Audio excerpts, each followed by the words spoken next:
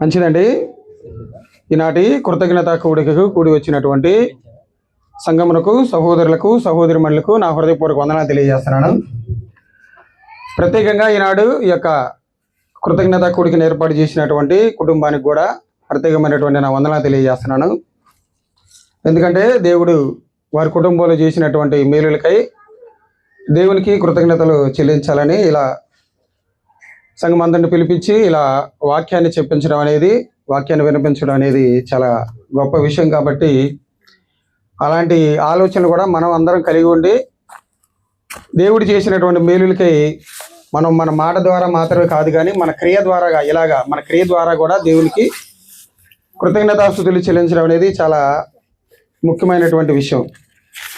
కాబట్టి ఈ యొక్క సాయంకాల సమయాన మన జీవితాలకి ఏ మాటలు అయితే అవసరమో ఆ మాటలు కొద్ది నిమిషాలు మీతో మాట్లాడాలని నేను ఆశపడుతున్నాను.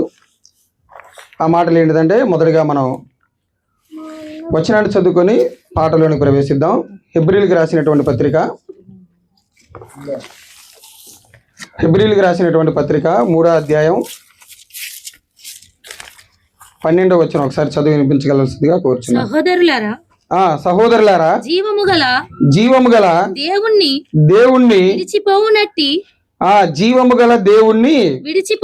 విడిచిపోవునట్టి విశ్వాసము లేని దుష్ట హృదయము మీలో ఎవని యందైనను ఒకవేళ ఉండునేమో అని జాగ్రత్తగా చూచుకొనుడి. ఈ మాట చెప్తుంది ఎవరికండి? పౌలు గారు విశ్వాసులుగా సంఘంలో ఉన్నటువంటి విశ్వాసులు తెలియజేస్తున్నాడు. ఎందుకంటే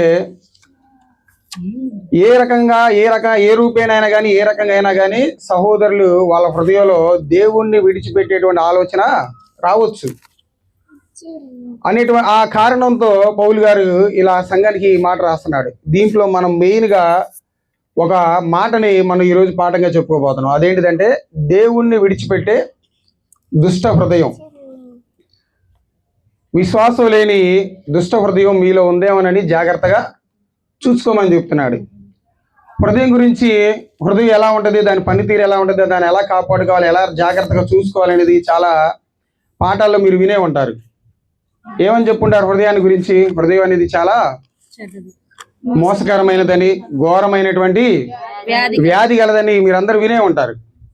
కానీ ఇక్కడ ఇంకొక క్వాలిటీ, ఇంకొక లక్షణం కూడా చెప్తున్నాడు, ఇంకొక అవలక్షణం కూడా చెప్తున్నాడు హృదయానికి ఉన్నటువంటిది. ఏంటిదంటే, అది దేవుణ్ణి విడిచిపెట్టే దుష్ట హృదయం. ఏమైనా మనలో ఏమైనా ఉందేమోనని జాగ్రత్తగా దేవుడు సరి చేసుకోమంటున్నాడు, చెక్ చేసుకోమంటున్నాడు. ఈ దుష్ట హృదయం అనేది ఎలా ఉంటుంది, ఎలా వస్తుంది ఒక మనిషిలోకి? వచ్చినటువంటి ఆ మనిషి ఆ దుష్ట హృదయం నుంచి ఎలా తప్పించుకోవాలి? అసలు ఈ దుష్ట హృదయం కలిగినటువంటి వ్యక్తి యొక్క జీవన విధానం అనేది ఎలా ఉంటుంది అనేది మనం కొద్ది నిమిషాలు బైబిల్ గ్రంథాలు ఆలోచన చేయగలిగినట్లయితే, మొట్టమొదటిగా దేవుడు జనాంగాన్ని సృష్టించిన తర్వాత, హవ్వ ఆదాముని నిర్మించిన తర్వాత, వాళ్ళ ద్వారా పిల్లలు పుట్టించిన తర్వాత వాళ్ళకంటూ కొన్ని బంధాలని, బాంధవ్యాలని ఇచ్చాడు దేవుడు. అవునా కదా? పిల్లలైతే తండ్రి, తల్లి, తండ్రి అని, అక్క, మామ అని ఇలా రకరకాలైనటువంటి బంధాలు దేవుడు ఎందుకు ఇచ్చాడంటే, మనుషులకి ఆ బంధాలు వాళ్ళ వాల్యూ తెలుసుకుంటారని. దానితో పాటుగా కూడా ఈ బంధాలు ఇచ్చినటువంటి దేవుడు, ఈ బంధాలను ఇచ్చినటువంటి ఆ మనిషి ఈ బంధాలు ఇవ్వడానికి గల కారణం ఎవరని ఎతుకుతారని కూడా దేవుడు ఆ బంధాలను ఇవ్వడం జరిగింది. అసలుకి ఒక బిడ్డకి తల్లిదండ్రులు ఎవరిస్తున్నారు, లేకపోతే తల్లిదండ్రులకు పిల్లలు ఎవరిస్తున్నారని ఆ గ్రహింపు కలిగి ఎవరైనా ఉంటారేమోనని వాళ్ళని ఇస్తున్నారు. అలా ఇచ్చి పరీక్ష పెడుతున్నాడు, ఒకవేళ నన్ను ఏమైనా గుర్తిస్తారేమోనని. దీనికి కారణం అంతా నన్ను ఎవరైనా గుర్తిస్తారేమోనని ఇలా బాంధవ్యాలని మనుషుల మధ్య దేవుడు పెట్టుకుంటా వచ్చాడు. వచ్చినప్పుడు వాళ్ళకు ఒక పరీక్ష పెట్టాడు. పరీక్ష పెట్టినప్పుడు అసలుకి వీళ్ళు నన్ను గుర్తిస్తారా లేదా, వీళ్ళు నేను ఉన్నానని గ్రహిస్తారా లేదా అని దేవుడు ఏం చేస్తున్నాడంటే, మనుషుల మధ్యలో రకరకాలైనటువంటి బాంధవ్యాలను పెట్టుకుంటా వస్తున్నాడు. కానీ మనిషి అయిపోతున్నాడంటే, ఆ బంధాలని, ఆ బాంధవ్యాలను చుట్టూ తిరుగుతున్నాడే కానీ ఆ రిలేషన్స్ ఇచ్చినటువంటి దేవుని మాత్రం విడిచిపెడుతున్నాడు. అవునా కదా? ఫర్ ఎగ్జాంపుల్ మనం ఆలోచన చేసినట్లయితే, బైబిల్ గ్రంథంలో మొట్టమొదటిగా ఆదాముని, హవ్వ గారిని ఏం చేశాడు? దేవుడు సృష్టించాడు. సృష్టించి వాళ్ళిద్దరిని భార్యాభర్తలుగా నిర్మించాడు. అవునా కదా? వాళ్ళ అసలు ప్రపంచంలో ఎక్కడా జరిగినటువంటి మ్యారేజ్ ఏదైనా తోటలో జరిగింది. ఏదైనా ఒక వివాహం అనేది ఇద్దరు ఒప్పుకోల మధ్య ఉంటుంది, తెలుసా? అలాగే వివాహాల్లో కూడా 2 రకాలైనటువంటి వివాహాలు ఉన్నాయి. ఏంటి చెప్పండి, ఏంటి అవి? 2 రకాల వివాహాలు ఉన్నాయి. ఏంటిది? 2 రకాల మ్యారేజ్లు ఉన్నాయి. ఒకటి లవ్ మ్యారేజ్, ఇంకొకటి అరేంజ్డ్ మ్యారేజ్. అరేంజ్డ్ మ్యారేజ్ అంటే ఏంటి? పెద్దలు నిర్ణయించినటువంటి వివాహం. లవ్ మ్యారేజ్ అంటే వారికి వారే ఏర్పాటు చేసుకున్నట్టు, వాళ్ళకి వారే నిర్ణయం తీసుకొని చేసుకున్నటువంటి వివాహం. అలాగే ఇంకొక వివాహం కూడా జరిగింది. అది ఎవరి ఒప్పందాల మధ్య జరిగింది, ఎవరి బంధవాల మధ్య జరిగిందంటే దేవుడి మధ్య. అంటే గాడ్ అరేంజ్డ్ మ్యారేజ్. అమ్మ నాన్న ఆయనే, అత్తమామ ఆయనే, అన్నీ ఆయనే ఉండి ఏం చేశాడంటే వాళ్ళిద్దరికి ఆ ఏదైనా తోటలో పెళ్లి చేశాడు. పెళ్లి చేసి నన్ను గుర్తించి నా హృదయానుసారంగా నేను చెప్పినటువంటి మాట ప్రకారంగా జీవిస్తారనుకున్నాడు. కానీ వాళ్ళ మధ్యలో అది కనబడిందా? లేదు. ఎప్పుడైతే దేవుడు తినొద్దని చెప్పినటువంటి పండు తిన్నారో వాళ్ళ హృదయంలోకి ఏమొచ్చిందంటే దుష్టత్వం వచ్చింది. అప్పుడు ఏమైపోయారు? వాళ్ళు అక్కడి నుంచి దేవునికి దూరం అయిపోయారు. అలాగే ఇప్పుడు ఉన్నటువంటి మనలో కూడా రకరకాలైనటువంటి విధానాలు మనం అలవర్చుకుని ఏం చేస్తున్నామంటే దేవునికి దూరం అయిపోయేటువంటి అవకాశాలకి మనం పడిపోతా ఉన్నాం. కాబట్టి మనందరం కూడా చాలా జాగ్రత్తగా ఆలోచన చేయాల్సింది ఏంటంటే, ఎప్పటికి కూడా దేవుణ్ణి విడిచిపెట్టేటువంటి దుష్ట హృదయం అనేది మన మనసులోకి రానియకుండా మనం జాగ్రత్తగా పడతా ఉండాలి. ఎందుకంటే మనం చూడండి, కొంతమంది విశ్వాసులు కానివ్వండి, విశ్వాసురాలు కానివ్వండి చూసినప్పుడు వాళ్ళు పెళ్లి కాకముందు ఒకలాగా ఉంటారు, పెళ్ళైన తర్వాత ఇంకొకలాగా ఉంటారు. పెళ్లి కాకముందు ఎలా ఉంటారంటే సంఘానికి ఎప్పుడు డైలీ వస్తానే ఉంటారు, సేవ అంటారు, ప్రార్థన అంటారు, మీటింగ్లు అంటారు, అదంటారు, ఇదంటారు, రకరకాలుగా వాళ్ళు ఏం చేస్తారంటే దేవుళ్ళు ముందు ఉంటారు. ఒకసారిగా పెళ్ళి అయిందనుకోండి, ఆ పెళ్ళి అయిన తర్వాత క్రమక్రమంగా ఏమైపోతారంటే ఆ బంధానికి వాళ్ళు విలువ ఇచ్చి దేవుణ్ణి మర్చిపోయి తర్వాత దేవుణ్ణి కూడా వదిలిపెట్టి ఆరాధనకు కూడా మానుకునేటువంటి అవకాశాలు ఉంటాయి. దేన్ని బట్టి వాళ్ళు దూరం అయిపోయారంటే ఆ బంధాన్ని బట్టి. అసలు ఆ బంధాన్ని పెట్టింది దేవుడని వాళ్ళు ఏం చేశారంటే మర్చిపోయి ఏమైపోయారు? దేవుడి నుంచి దూరం అయిపోతున్నారు, గ్రహించట్లా. అందుకని ఎప్పటికైనా కానీ ఒక వ్యక్తి యొక్క, ఒక విశ్వాసి కానీ విశ్వాసురాలి యొక్క భక్తి జీవితం అనేది బిఫోర్ బాప్టిజం, ఆఫ్టర్ బాప్టిజం చూడండి ఎలా ఉంటుందో. మీరు చూసే ఉంటారు చాలా మందిని, పెళ్లి కాకముందు, పెళ్ళి అయిన తర్వాత అనేది. పాపం పాస్టర్ గారు చాలా ఆనందపడతా ఉంటాడు. ఒక వ్యక్తి పెళ్ళైన తర్వాత 2 వ్యక్తులు వస్తారు కదా మళ్ళీ సంఘంలోకి ఒకళ్ళ ద్వారా, చాలా ఆనందపడతా ఉంటాడు. కానీ కొన్ని రోజులు గడిచే కొద్ది వాళ్ళు ఏం చేస్తూ ఉంటారు? రారు. అకేషన్కి అప్పుడప్పుడు వస్తూ ఉంటారు. వచ్చినప్పుడు పాస్టర్ గారు అడుగుతాడు, ఏందయ్యా ఒకప్పుడు నువ్వు ఇలా ఉండేవాడు, ఇలా అయిపోయావు, ఏం జరిగిందని అడిగినప్పుడు, వచ్చిందిగా నాకు, మీరందరూ కలిసి నాకు ఒక పెట్టెను తగిలిచ్చారు, నేను పెట్టెలోకి పోయేదాకా ఆ పెట్టె తీయనంటుందని ఇలా రకరకాలుగా ఆ సేవకుడితో చెప్పేటువంటి అవకాశం ఉంటుంది. అంటే ఇప్పుడు మీకు చెప్పాల్సింది ఏంటంటే, ఇలా దేవుణ్ణి రకరకాలైనటువంటి బంధాలు, రకరకాలైనటువంటి రిలేషన్స్ వచ్చి ఏం చేస్తున్నాయంటే మనిషిని దేవుడి నుంచి దూరం చేస్తూ ఉన్నాయి. హింస, బాధలు వస్తూ ఉంటాయి, కష్టాలు వస్తూ ఉంటాయి, ఇబ్బందులు వస్తూ ఉంటాయి, ఇరుకులు వస్తూ ఉంటాయి. దీన్ని బట్టి, కష్టాలను బట్టి, ఇబ్బందులు బట్టి, ఇరుకులను బట్టి కొంతమంది ఏం చేస్తారంటే అసలుకి దేవుడి దగ్గరకు రావడానికి కూడా మానేస్తూ ఉంటారు. అలా దేవుడి దగ్గరికి రావటానికి ఆ ఆలోచన, దేవుడి దగ్గరికి వెళ్ళకూడదు అనేటువంటి ఆలోచనే ఒక మనిషిలోకి ఏమొచ్చినట్టు అంటే ఆ హృదయానికి ఏమొచ్చినట్టు? దుష్టత్వం వచ్చినట్టు. అందుకనే వచనంలో కూడా ఏమన్నాడు? దేవుణ్ణి విడిచిపెట్టే దుష్ట హృదయం. అలాంటి దుష్ట హృదయం కలిగినటువంటి వ్యక్తులు ఎలా ఉంటారంటే ప్రార్థనలో స్థిరత్వం ఉండదు వాళ్ళకి, వాక్యంలో స్థిరత్వం ఉండదు వాళ్ళకి. ఏదో వాక్యం చెప్తున్నా కానీ విన్నట్టుగా ఉంటారు. ఇలా దుష్ట హృదయం కలిగినటువంటి వ్యక్తుల్లో ఎంత వాక్యం చెప్పినా అది ఫలించిద్ది అంటే ఫలించదు. అందుకనే మత్తయి సువార్తలో ఒక మాట చెప్తాడు చూడండి. యేసుక్రీస్తు ప్రభు వారు విత్తనంతో పోలుస్తూ వాక్యాన్ని ఒక మాట మాట్లాడతాడు. మత్తయి సువార్త 12వ అధ్యాయం 13వ అధ్యాయం 13వ అధ్యాయం 20-21. రాతి నేలన విత్తబడిన వాడు వాక్యము విని వెంటనే సంతోషముతో దాన్ని అంగీకరించేవాడు. అయితే అతనిలో వేరు లేనందున అతడు కొంతకాలము నిలుచును గాని వాక్యము నిమిత్తము శ్రమైనను హింసైనను కలుగుగానే వాక్యానికి ఆరాధనకు వస్తానే ఉంటారు, వాక్యం వింటానే ఉంటారు. కానీ స్థిరమైనటువంటి విధానం లేకపోవటాన్ని బట్టి ఏమైపోతారు, వాళ్ళు అభ్యంతరం వ్యక్తపరుస్తారు. అయ్యో ఈరోజు నాకు జ్వరం వచ్చినట్టుగా ఉంది, ఆగుదాంలే. అయ్యో ఈరోజు మా నాన్న నాకు కొంచెం తలనొప్పిగా ఉంది, ఆరాధనకు ఆగుదాంలే. ఇవన్నీ ఏంటి అంటే మనల్ని దేవుడి దగ్గర రానికుండా వచ్చేటువంటి దుష్ట హృదయం కలిగినటువంటి లక్షణాలు. ఇలాంటి వ్యక్తులకి ఎంత వాక్యం చెప్పినా కానీ ఎలా ఉంటారంటే ఏదైనా చిన్న సమస్య రాగానే అయిపోతారు, దేవుడి నుంచి దూరం అయిపోతారు.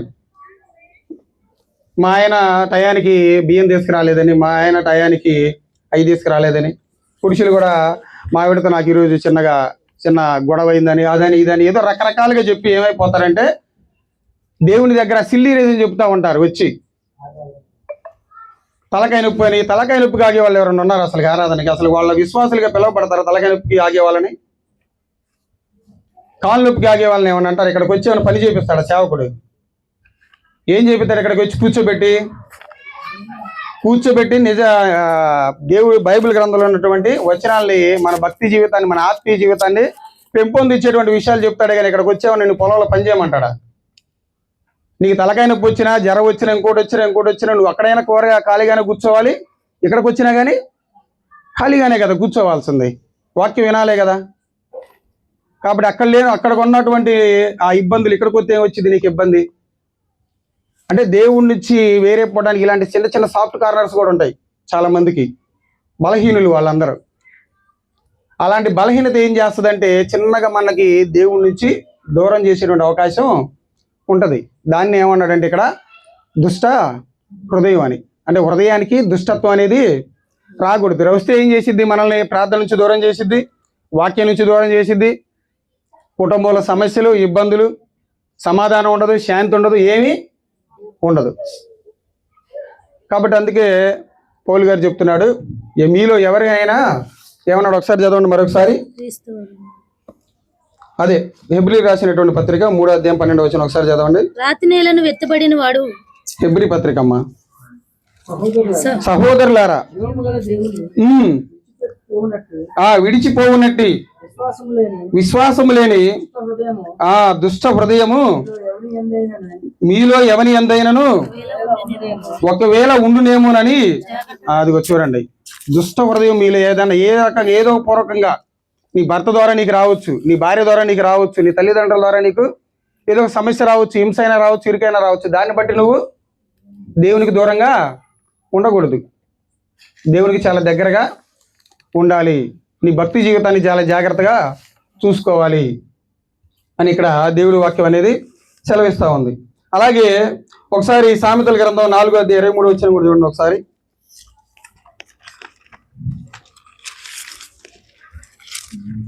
హృదయాన్ని గురించే దేవుడు మాట్లాడతాడు. నీ హృదయములో నుండి జీవధారలు బయలుదేరును కాబట్టి అన్నిటికంటే ముఖ్యముగా నీ హృదయమును భద్రముగా కాపాడుకొను. దేని కాపాడుకోవాలంట మనం? ఇలా దుష్ట హృదయం ఒక వ్యక్తిలోకి, ఒక విశ్వాసురాల్లోకి రానివ్వకుండా ఏం చేయాలి? దాన్ని భద్రంగా కాపాడుకోవాలి. కానీ మనకి దేన్ని కాపాడుకోవడం వచ్చు? చెప్పాలి మీరే. మనకి దేన్ని కాపాడుకోవడం వచ్చు? ధనాన్ని మనం చాలా జాగ్రత్తగా కాపాడుకుంటాం, బంగారాన్ని చాలా జాగ్రత్తగా కాపాడుకుంటాం, విలువైనటువంటి వస్తువుల్ని చాలా జాగ్రత్తగా కాపాడుకుంటాం. కానీ మనల్ని పరలోకానికి చేర్చేటువంటి హృదయాన్ని మాత్రం మనం జాగ్రత్తగా కాపాడుకోలేము. జీవం నుంచి దూరం చేసేటువంటి ఆ యొక్క దుష్ట హృదయం నుంచి మాత్రం మనం బయట పడలేకపోతున్నాం. అసలు మనం ఏది కాపాడుకోవాలో, ఏది కాపాడుకోకూడదు, దేనికి దగ్గరగా ఉండాలో, దేనికి దూరంగా ఉండాలో అనేది ఇంకా మనకి అర్థం కావట్లేదు చాలా మందికి. దేన్ని కాపాడుకోవాలని ఇక్కడ వాక్యం సెలవిస్తుందంటే నీ హృదయాన్ని కాపాడుకో. జీవం నుంచి దూరం చేసేటువంటి ఏ దుష్ట ఆలోచన అయినా నీ హృదయంలోకి వచ్చిందేమో చాలా జాగ్రత్తగా పరిశీలించుకుంటా ఉండు. ప్రతిరోజు చెక్ చేసుకో. ఆత్మ అనేది 3 భాగాలని చెప్పుకున్నాం కదా, హృదయము, మనస్సు, మనస్సాక్షి. హృదయం నేరారోపణ చేయకపోవచ్చామో కానీ మనస్సాక్షి మాత్రం నీ మీద కన్ఫామ్ గా నేరారోపణ చేసిద్ది. నువ్వు దేన్ని బట్టి దేవునికి దూరంగా ఉంటున్నావు. కాబట్టి నా ప్రియ సహోదరి సహోదరుల జ్ఞాపకం ఉంచుకోండి, దుష్ట హృదయం ఎవరి యొక్క జీవితాల్లో కూడా రానివ్వమాకండి. అది జీవాన్ని దూరం చేస్తుంది, దేవుడి నుంచి కూడా దూరం చేస్తుంది. అందుకనే ఇర్మియా గ్రంథంలో కూడా ఒక మాట అంటాడు చూడండి. ఇర్మియా గ్రంథం 17వ అధ్యాయం 5వ వచనం. యెహోవా ఇలాగ సెలవిచ్చుచున్నాడు, నరులను ఆశ్రయించి శరీరులను తనకు ఆధారముగా చేసుకొనుచు తన హృదయమును యెహోవా మీద నుంచి తొలగించుకొనివాడు. చూడండి, తన హృదయాన్ని తన ఎంతో భక్తిగా, తన ఎంతో నీతిగా, యథార్థంగా కాపాడుకుంటూ వస్తున్నటువంటి హృదయాన్ని కొన్ని బలహీనతలను బట్టి మనం దూరం చేసుకున్నాం అనుకో, అప్పుడు ఆ హృదయంలోనికి ఏమి వచ్చింది? దుష్టత్వం వచ్చింది. అప్పుడు దేవుడి వాక్యం ఏమని సెలవిస్తుందండి, ఇక్కడ అతను ఏమైపోతాడంట? శాపగ్రస్తుడు అయిపోతాడు. దేవుని దృష్టిలో నిర్దోషిగా ఉంటాడు, దోషిగా ఉంటాడు. కాబట్టి మనం జ్ఞాపకం ఉంచుకోవాల్సింది ఏంటంటే, మన హృదయాన్ని కాపాడుకుంటా ఉండాలి. దేవుడి నుంచి దూరం చేసేది ఏదైనా కానీ మనం దాన్ని వదిలేయాలి. అప్పుడే మన శాపగ్రస్తుడి యొక్క స్థాయిలోకి మనం రాకుండా ఉంటాం. ఇలా బైబిల్ గ్రంథంలో దేవుణ్ణి విడిచిపెట్టి, జీవాన్ని ఇచ్చేటువంటి దేవుణ్ణి విడిచిపెట్టి జీవించినటువంటి ప్రజలు ఉన్నారా? చాలా మంది ఉన్నారండి. ఫర్ ఎగ్జాంపుల్గా ఒక జనాంగాన్ని మనం తీసుకున్నట్లయితే ఎవరు వాళ్ళు? ఇజ్రాయేలీలు. ఐగుప్తు నుంచి కనానికి నడిపించేటువంటి తరుణంలో ఎన్నో రకాలైనటువంటి అద్భుత కార్యాలు వాళ్ళ జీవితాల్లో జరిగించడం జరిగింది. ఆయన వేసుకున్నటువంటి చెప్పులు అరగలేదు, తొడుక్కున్నటువంటి చొక్కాలు కూడా మాసిపోలేదు. పగలు మేఘస్తంభాన్ని పెట్టాడు, రాత్రి అగ్నిస్తంభాన్ని పెట్టాడు. అయినా కానీ వాళ్ళ హృదయ కాఠిన్యాన్ని బట్టి వాళ్ళు ఏం చేశారు? దేవుణ్ణి విడిచిపెట్టారు. ఇలా ఒక సందర్భాన్ని మనం ఆలోచన చేసినట్లయితే చూడండి ఒకసారి, కీర్తనల గ్రంథం 95వ అధ్యాయం, కీర్తనల గ్రంథం 95వ అధ్యాయం 7 నుంచి 11 వచనాలు చదవండి ఒకసారి. రండి నమస్కారం చేసి సాగిల పడదము, రండి నమస్కారం చేసి సాగిల పడదము. మనలను సృజించిన యెహోవా సన్నిధిని, మోకరించుదము. నేడు మీరు ఆయన మాటను అంగీకరించిన ఎడల ఎంత మేలు. అరణ్యమందు మొరీబా యొద్ద మీరు కఠినపరుచుకొనినట్లు, మస్సా దినమందు మీరు కఠినపరుచుకొనినట్లు మీ హృదయములను కఠినపరుచుకొనకుడి. అచ్చట మీ పితరులు నన్ను పరీక్షించి శోధించి నా కార్యములను చూసిరి. 40 ఏళ్ల కాలము ఆ తరము వారి వలన నేను విసిగి వారి హృదయమున వాళ్ళు ఏమైపోయారంటే, వాళ్ళ హృదయాన స్థిరత్వం లేదు, స్థిరమైనటువంటి విశ్వాసం లేదు, స్థిరమైనటువంటి దేవుని నమ్మేటువంటి హృదయం వారి మధ్యలో లేదు. ఏమైపోయిందంటే వాళ్ళ హృదయం, వారు హృదయమున తప్పిపోవు ప్రజలు, వారు నా మార్గములు తెలుసుకోలేదని అనుకుంటుని, కావున నేను కోపించి వీరెన్నడను నా విశ్రాంతిలో ప్రవేశింపకూడదని ప్రమాణం చేసి తిని. ఐగుప్తు నుంచి 10 లక్షల కాలు బలం బయలుదేరితే కనానికి ఎంతమంది చేరారండి? 2. అంటే మిగతా జనాంగం అంతా ఏమైపోయారు? వాళ్ళ హృదయాన్ని దేవుని నమ్మారా? ఎన్నోసార్లు పరిశోధించారు, పరీక్షించారు. మాకు అది కావాలేదన్నారు, ఇది కాలేదన్నారు, మాకు అది కావాలన్నారు, ఇది కావాలన్నారు. ప్రతి చోట మోషే గారిని సణుగుతానే ఉన్నారు. దేవుడి మీద సణుగుతున్నారు, మోషే గారి మీద సణుగుతానే ఉన్నారు. ఎవరమ్మా ఇంట్లో ఎవరు ఎక్కువగా సణుగుతారు? బాగా కరెక్ట్గా చెప్పారు మీరు, కరెక్ట్గా చెప్పారు. వాస్తవం, ఇంట్లో ఎవరు ఎక్కువగా సణుగుతారమ్మా? స్త్రీలు ఎక్కువగా సరిగేది. వాళ్ళ సణుగులు విన్నారంటే శాంతి కూడా, శాంతంగా ఉన్నటువంటి భర్త కూడా ఏమైపోతాడంటే శాంతి ఉండదు అతను. ఇంకా ఎంత కూల్గా ఉండేటువంటి పర్సన్ అయినా కానీ ఆ సణుగులను బట్టి పారిపోవటం అయినా జరిగిద్ది, లేకపోతే అక్కడ కొట్టుకోవటం అయినా కానీ జరిగిద్ది.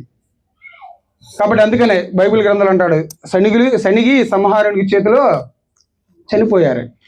ఇలాంటి సణుగులు ఉన్నటువంటి దేవుడు ఏం చేశారంటే వాళ్ళనే సంహరించుకుంటూ వచ్చాడు. ఎందుకంటే వాళ్ళ హృదయాలు నాకు చాలా దూరంగా ఉన్నాయి. స్థిరమైనటువంటి హృదయంలో వాళ్ళు లేవు, స్థిరమైనటువంటి హృదయం వాళ్ళలో లేదు, స్థిరమైనటువంటి భక్తి వాళ్ళలో లేదు.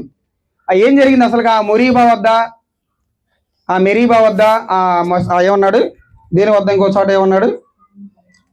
మొరీబా వద్దను ఇంకో చోట ఏమన్నాడు? మెరీబా యుద్ధ మస్సా దినమందు. ఏం జరిగింది? ఈ యొక్క 2 ప్లేసులు ఏం జరిగిందో తెలుసా? వాళ్ళు ఏం చేస్తారంటే, మాకు మంచినీళ్ళు కావాలని మోషే గారి మీద సొనుగుతారు. సనిగినప్పుడు దేవుడు అక్కడ ఏం చేస్తారంటే కొంతమంది జనాంగాన్ని చంపేయడం జరిగింది. ఎందుకు? మంచినీళ్ళు కావాలంటే ఇంత శోధించాలా, ఇంత అడగాల, ఇంతలా వాళ్ళని ఇబ్బంది పెట్టాలా అని దేవుడు మాట్లాడతాడు. చూడండి, చాలా బాగుంటది. నిర్గమకాండం 17వ అధ్యాయంలో ఆ సందర్భం బాగుంటది. ఒకసారి చదవండి. 17వ అధ్యాయం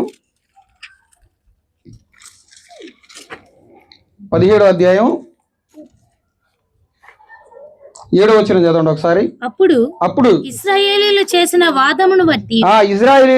వాదమును బట్టి యెహోవా మన మధ్య ఉన్నాడో లేడో అని వారు యెహోవాను శోధించుటను బట్టి అతడు ఆ చోటికి మస్సానియు మెరీబానియు పేరు పెట్టాడు. అంటే వాళ్ళు మంచినీళ్ళ కోసం దేవుణ్ణి శోధించారని ఏం చేశారంటే అక్కడ వాళ్ళని శిక్షించి ఆ ప్లేసులకి మస్సా అని, మురీబా అని. ఎందుకంటే 1వ వచనం కాడి నుంచి 7వ వచనం దగ్గర దాకా మీరు చదవండి. అక్కడ ఉన్నటువంటి సందర్భం అనేది అర్థమైపోయింది. ఎందుని బట్టి ఆయన దేవుడు వాళ్ళని శిక్షించడానికి వచ్చింది అనేది. ఎందుకంటే వాళ్ళలో ఏమొచ్చింది? హృదయంలో ఏమొచ్చిందంటే, హృదయానికి ఏం పట్టింది? వాళ్ళకి ఒక వ్యాధి ఉంది. ఏంటిది ఆ వ్యాధి? మోసకరమైనటువంటి ఒక వ్యాధి ఉంది, ఘోరమైనటువంటి ఒక వ్యాధి ఉంది. అలాగే ఇంకో వ్యాధి ఏం చెప్పాడు? దుష్టమైనటువంటి హృదయం కూడా ఒక వ్యాధి. ఆ వ్యాధి పట్టుకొని దేవుని వాళ్ళు ఏం చేయలేకపోయారంటే, వాళ్ళు హృదయపూర్వకంగా దేవుణ్ణి నమ్మలేకపోయారు. దేవుడి నుంచి వాళ్ళు ఏం చేశారంటే దేవుణ్ణి విడిచిపెట్టారు.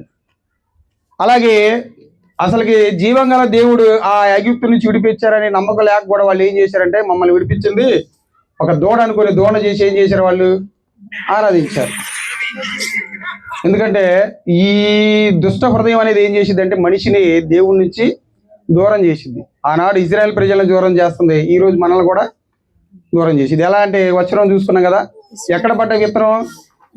రాతి నేలన పడ్డ విత్తనం ఎలా ఉంటదంటే, ఎలా ఉంటదంట? వాక్యం విన్నా గానీ కొన్ని రోజులు అది బాగానే ఉంటది, కానీ ఎమ్మటే శ్రమరంగులు ఏమైపోతాం? దేవుడి నుంచి దూరం అయిపోతాం. కరువు వచ్చినప్పుడు, హింస వచ్చినప్పుడు, బాధ వచ్చినప్పుడు, ఇలాంటివి వచ్చినప్పుడు ఏం చేయాలంటే స్థిరంగా ఉండాలి. దేవుడు నాకు తప్పితే ఇంకెవరు పెడతారనేటువంటి స్థిరమైనటువంటి విశ్వాసం కలిగి ఉండాలి.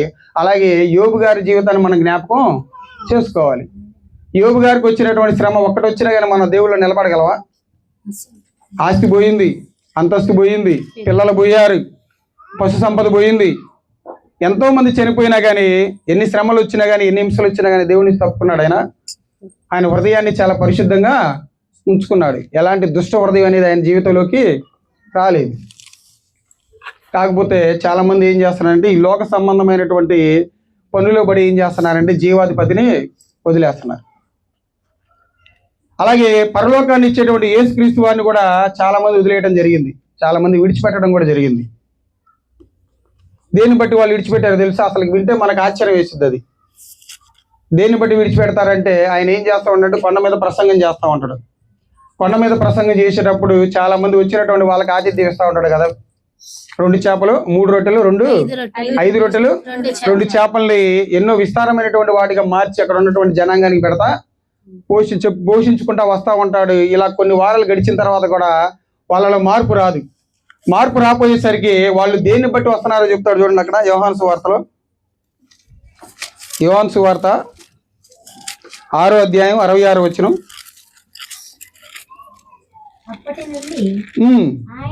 ఆయన శిష్యులలో అనేకులు వెనుక తీసి మరి ఎన్నడూను ఆయనను వెంబడింపలేదు. ఎందుకు వెంబడింపలేదంట?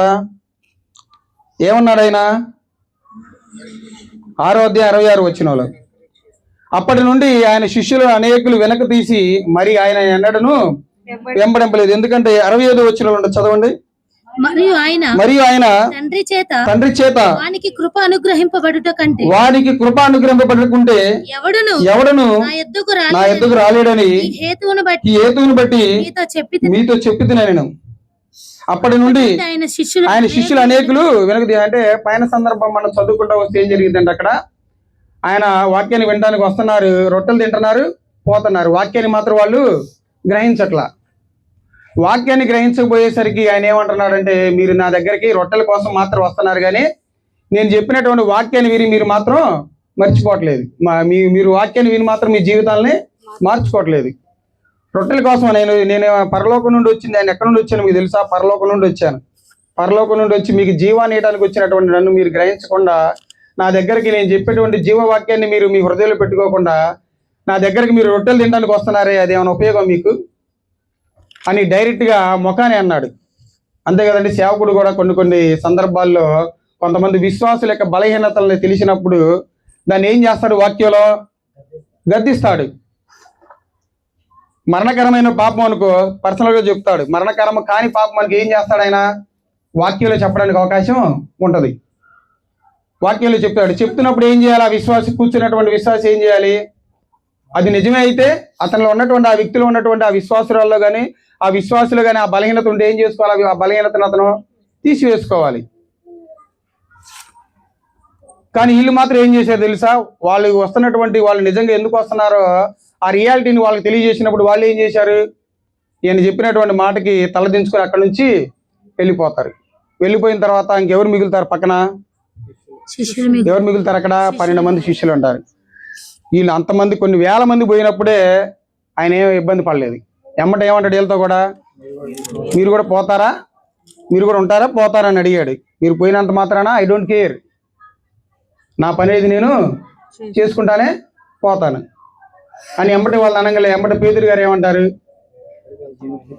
నీ దగ్గర తప్పితే నీ ఎవరి దగ్గర బ్రతకలేము, నీ దగ్గర తప్పితే జీవపు మాటలు ఎవరి దగ్గర మేము నేర్చుకోలేము అని వాళ్ళు మాత్రమే ఆయన్ని విడిచిపెట్టుకున్నారు. కానీ మిగతా జనాంగం అంతా ఏమైపోయారంటే వెళ్ళిపోయారు. ఉన్నది ఉన్నట్టు చెప్తే ఉంటే ఎవరైనా అంతేగా. ఏ యొక్క సేవకుడైనా కానీ ఉన్నది ఉన్నట్టు చెప్పారనుకోండి బైబిల్లో, దాన్ని ఎలా తీసుకుంటారంటే రకరకాలుగా తీసుకొని ఇబ్బంది పడి సంఘం నుంచి దూరం అయ్యేటువంటి అవకాశం ఉంటుంది.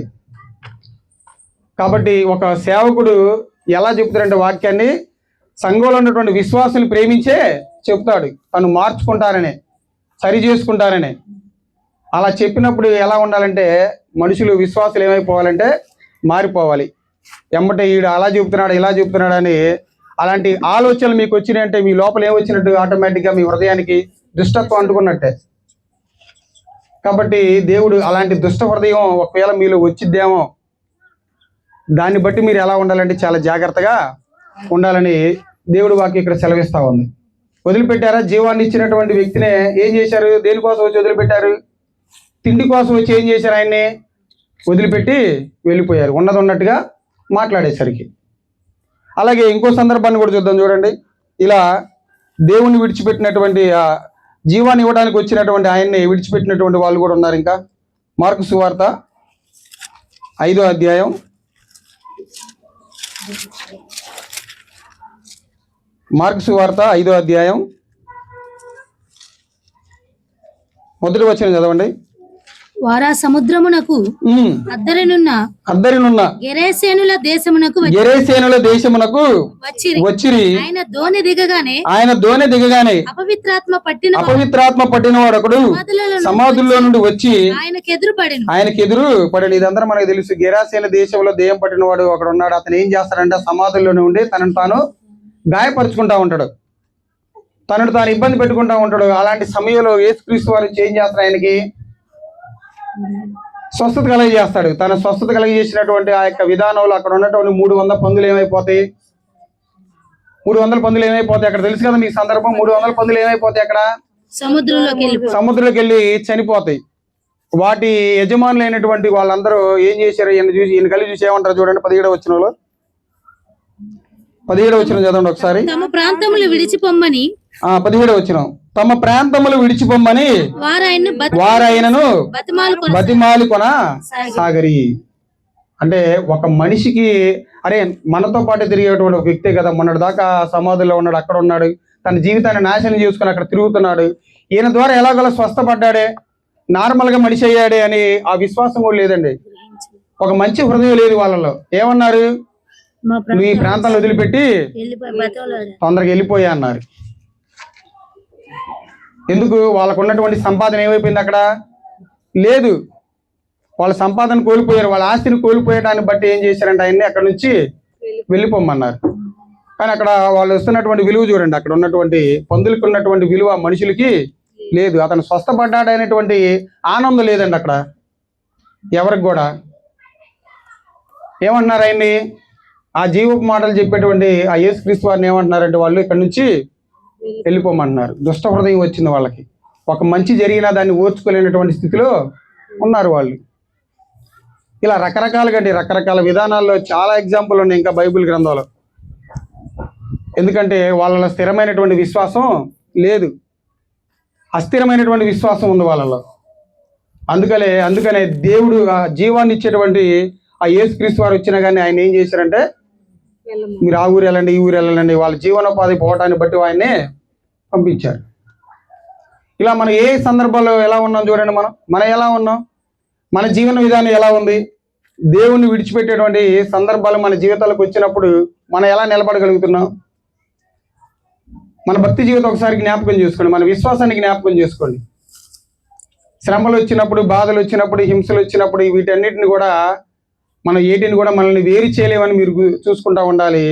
దానికి కర్త అయినటువంటి ఎవరికలు చూడాలని చెప్తుంది హెబ్రీ పత్రికలో. దానికి కర్త అయినటువంటి యేసుక్రీస్తు వారిని చూడండి. ఆయన పడినటువంటి శ్రమలు చూడండి, ఆయన పడినటువంటి ఇబ్బందులు చూడండి, ఆయన పడినటువంటి ఇరుకులు చూడండి. ఎంత విశ్వాసం కలిగి ఉన్నాడు ఆయన దేవుని ఎడల. దేవుని ద్వారా పంపబడినటువంటి యేసుక్రీస్తు వారు దేవుని ఎడల ఎంత విశ్వాసం కలిగి ఉన్నాడు ఆయన. ఆయన విశ్వాసాలు ఏమన్నా తారతమ్యాలు చెప్పొచ్చు మనం? ఎవరు కూడా చెప్పలేము. ఆయనకు ఉన్నటువంటి విశ్వాసం ఎవరికి లేదండి.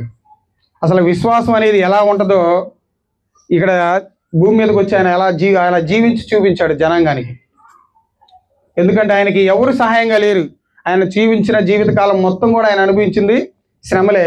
ఆ శ్రమలు బట్టి ఆయన ఏం నేర్చుకున్నాడు? ఓర్పు నేర్చుకున్నాడు, సహనం నేర్చుకున్నాడు, మనకి మాదిరించిపోయాడు.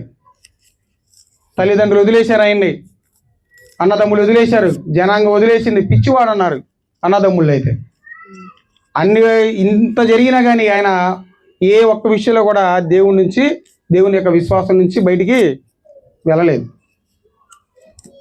కాబట్టి మనం కూడా ఇలాంటి వ్యక్తుల యొక్క జీవితాల్లో చదువుకునేటప్పుడు, నేర్చుకునేటప్పుడు మన మనసులో ఉంచుకొని ఇలాంటి ఇబ్బందులు వచ్చినప్పుడు, ఇలాంటి ఇరుకులు వచ్చినప్పుడు, ఇలాంటి హింసలు వచ్చినప్పుడు, బాధలు వచ్చినప్పుడు, శ్రమలు వచ్చినప్పుడు వాళ్ళు ఎలాగైతే దేవుని ఎడల నిల్చున్నారో నేను కూడా అలా నిల్చోవాలి. నా సంఘంలో నేను కొనసాగుతున్నప్పుడు నా జీవితంలో ఎవరి ద్వారైనా కానీ నాకు సమస్యలు రావచ్చు. నా భర్త ద్వారా నాకు సమస్యలు రావచ్చు, నా భార్య ద్వారా నాకు సమస్యలు రావచ్చు, నా ఇరుగు పొరుగు వారి ద్వారా కూడా నాకు సమస్యలు రావచ్చు. అయినా కానీ నేనేం చేయాలి? దేవుని కోసం నేను నిలబడాలి. అసలు నా శ్రమలతో, బైబిల్ ఉన్నటువంటి భక్తుల యొక్క శ్రమలతో పోలిస్తే నా శ్రమలు పెద్ద ఎన్నికయ్యాయా? వాళ్ళ శ్రమల కన్నా నా శ్రమల కన్నా వాళ్ళ శ్రమలు చాలా ఎక్కువ అనుకొని విశ్వాసానికి కర్త అయినటువంటి యేసుక్రీస్తు వైపు చూస్తూ మన యొక్క విశ్వాసాన్ని కొనసాగించుకుంటానే ఉండాలి.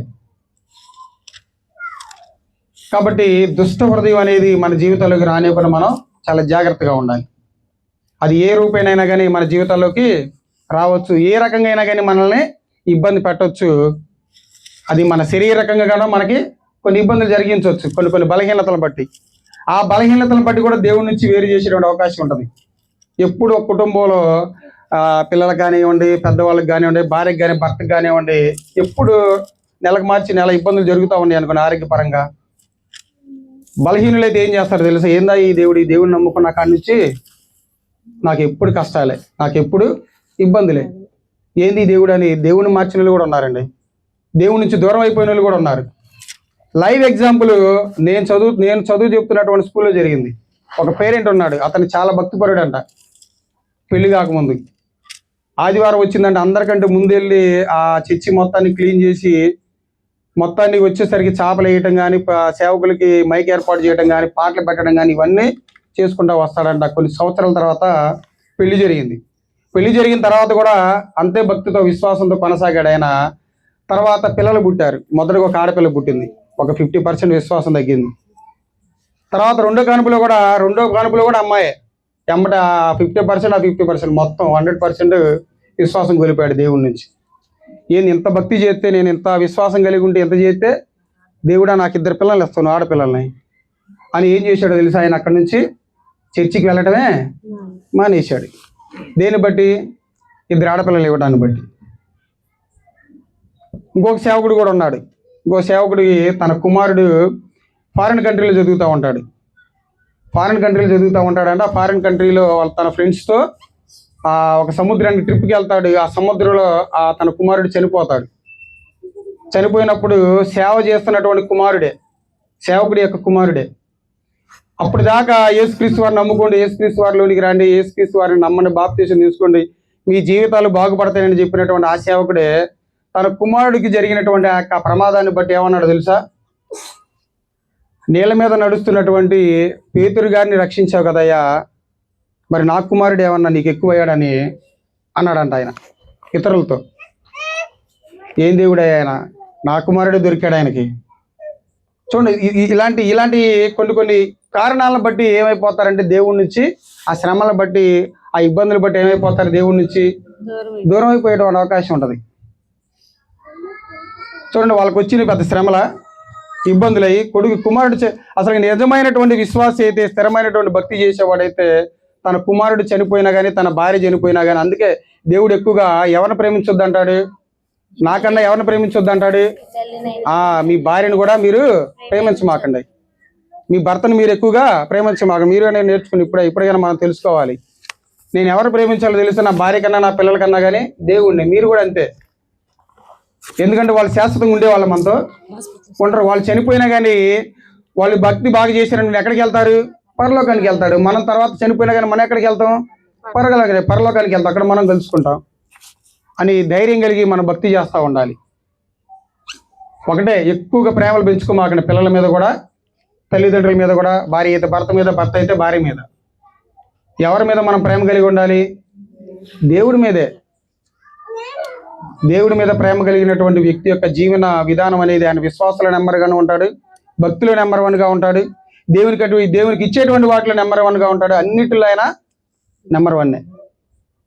ఎవరిని ఎక్కువగా ప్రేమిస్తే? దేవుణ్ణి ఎక్కువగా ప్రేమిస్తే. శ్రమలను బట్టి పక్కకి వెళ్ళేవాడు విశ్వాసే కాదు. నాకు అలాగే అసలుకి నాగరాజు మోయ యొక్క కుటుంబాన్ని నేను చూసినప్పుడు నాకు చాలా గర్వంగా ఫీల్ అవుతారు. నేను చాలా బాగా ఆనందపడతా. వాళ్ళ జీవితంలో ఇలాంటి ఆరోగ్యపరమైనటువంటి ఇబ్బందులు వచ్చినా కానీ వాళ్ళు దేవుడి నుంచి మాత్రం తొలగిపోయినట్టుగా లేదు.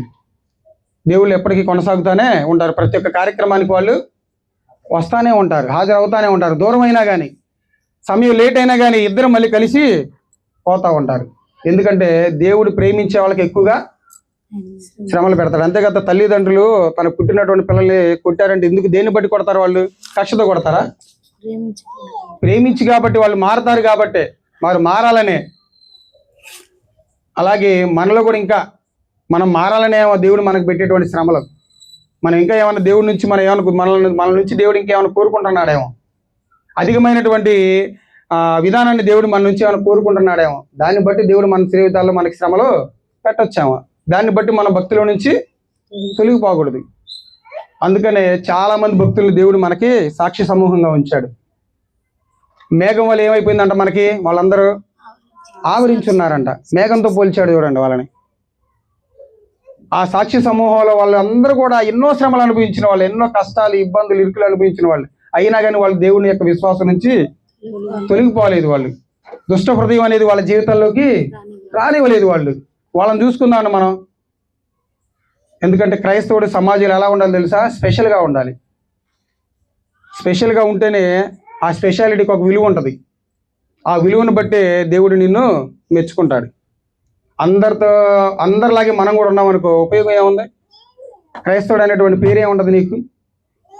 అందరిలో మనం దేవుడు ఎలా కోరుకుంటుంది? అందరికన్నా కానీ దేవుడు మనం ఎలా ఉండాలని కోరుకుంటాడంటే స్పెషల్గా ఉండాలి. మీరు అందరూ గొర్రెలు ఒక దారిలో పోతున్న ఆ గొర్రెల దారిలో మీరు బాగూడదు. మీరు ఒక స్పెషాలిటీ ఉండాలి. ఎందుకంటే మీరు నాకు కుమారులు, నేను మీకు తండ్రిని. తండ్రికి తగ్గ కుమారులాగా మనం ఉండాలి. స్థిరమైనటువంటి విశ్వాసం ఉండాలి, స్థిరమైనటువంటి భక్తి ఉండాలి. ఇలా దేవుని విడిచిపెట్టేటువంటి లక్షణం అనేది మన జీవితాల్లోనికి మనం రానివ్వకూడదు. అలా వచ్చినప్పుడు ఎవరిని జ్ఞాపకం చేసుకోవాలని చెప్పాను? ఎవరిని జ్ఞాపకం చేసుకోవాలి? విశ్వాసానికి కర్త అయినటువంటి యేసుక్రీస్తు వారిని జ్ఞాపకం చేసుకోవాలి. అలాగే సాక్ష్య సమూహాన్ని కూడా మనం జ్ఞాపకం చేసుకోవాలి. అలా జ్ఞాపకం చేసుకుంటేనే మన భక్తిలో స్టాండర్డ్గా మనం నిలబడగలం. అర్థమైందా?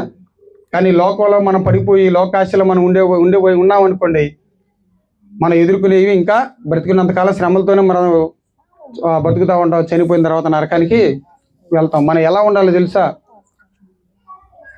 ఉప్పు నీటిలో ఉన్నటువంటి చేప ఎలా ఉంటుంది? ఉప్పు తగిలించుకొని ఉంటుంది. అది దాన్ని బయటికి తీసినా కానీ దాంట్లో ఉన్న ఉప్పుగానే ఉంటుంది. అది ఉండదు. ఇలాంటి పాపపు లోకంలో పాపపు విధానంలో మనం జీవిస్తున్నటువంటి మనం అలాంటి స్పెషాలిటీ కలిగి ఉండాలి. మనం బురదలో ఉన్నటువంటి కలుపు ఎలా ఉంటుంది? బురద అంటించుకుంటుందా? అంటించుకోదు. కానీ మనమైతే ఎమ్మట అంటించుకుంటాం. ఎమ్మట కంటి ద్వారా వచ్చేటువంటి పాపానికి అట్రాక్ట్ అయిపోయి పాపాలు పడేటువంటి అవకాశం ఉంటుంది. అలాంటి దుష్ట హృదయాన్ని, అలాంటి చూపు ద్వారా వచ్చేటువంటి, అలా చూపు ద్వారా ఆనందాన్ని పొందేటువంటి పొందామనుకోండి, అప్పుడే మన జీవితంలోకి, మన ఆత్మకి దుష్ట హృదయానికి దుష్టత్వం అనేది మన హృదయంలోనికి రావచ్చు. దాన్ని బట్టి దేవుడి నుంచి మనం దూరం అయిపోయేటువంటి అవకాశం ఉంటుంది. కాబట్టి ఈ యొక్క వాక్యం ద్వారా దేవుడు చివరిగా ఒక మాట మాట్లాడుకొని మనం ముగించుకుందాం. చివరిగా పేతురు గారు పౌలు గారు తిమోతి గారికి రాస్తూ ఈ మాట అంటున్నాడు. చివరిగా 2 తిమోతి పత్రిక 4వ అధ్యాయం 7వ వచనం. మంచి పోరాటము పోరాడి తిని నా పరుగు కడముట్టించి తిని విశ్వాసం. ఈయన కూడా ఎవరిని కాపాడుకున్నాడు? విశ్వాసాన్ని కాపాడుకున్నాడు. విశ్వాసాన్ని కాపాడుకున్నాడు కాబట్టి ఆయన కోసం ఏం వెయిట్ చేస్తా ఉంది? జీవ కిరీటం, పరలోకం తలుపులు తీసి ఉంచుతాడు పేతురు గారు ఎమ్మటే. మనం కూడా విశ్వాసాన్ని కాపాడుకుంటూ ఎన్ని శ్రమలు వచ్చినా కానీ, ఎన్ని బాధలు వచ్చినా కానీ మన హృదయాన్ని జాగ్రత్తగా కాపాడుకుంటూ, అందుకని యేసుక్రీస్తు ప్రభు వారు అంటారు కొండ కింద ప్రసంగంలో ఏమని? హృదయ శుద్ధి గలవారు ధన్యులు, వారు దేవుని చూచెదరు. మన హృదయాన్ని ఎప్పుడు ఎలా ఉంచుకోవాలంటే, ఎలాంటి మలినాన్ని అంటించుకోకూడదు, దుష్టత్వాన్ని అంటించుకోకూడదు. మన యొక్క హృదయం ఎలా ఉండాలంటే పాలవలే తెల్లగా ఉండాలి. ఎందుకంటే పరిశుద్ధతకు గుర్తు కదా తెలుపు అనేది. అలాంటి తెల్లటి పరిశుద్ధత కలిగినటువంటి హృదయాన్ని కలిగి మనందరం జీవించాలని మనస్ఫూర్తిగా కోరుకుంటూ, నన్ను నేను హెచ్చరించుకుంటూ మిమ్మల్ని హెచ్చరిస్తూ నా మాటలు ముగిస్తున్నాను. ఇప్పుడు దాకా వాక్యం ఉన్నటువంటి మీ అందరికీ నా హృదయపూర్వక వందనాలు.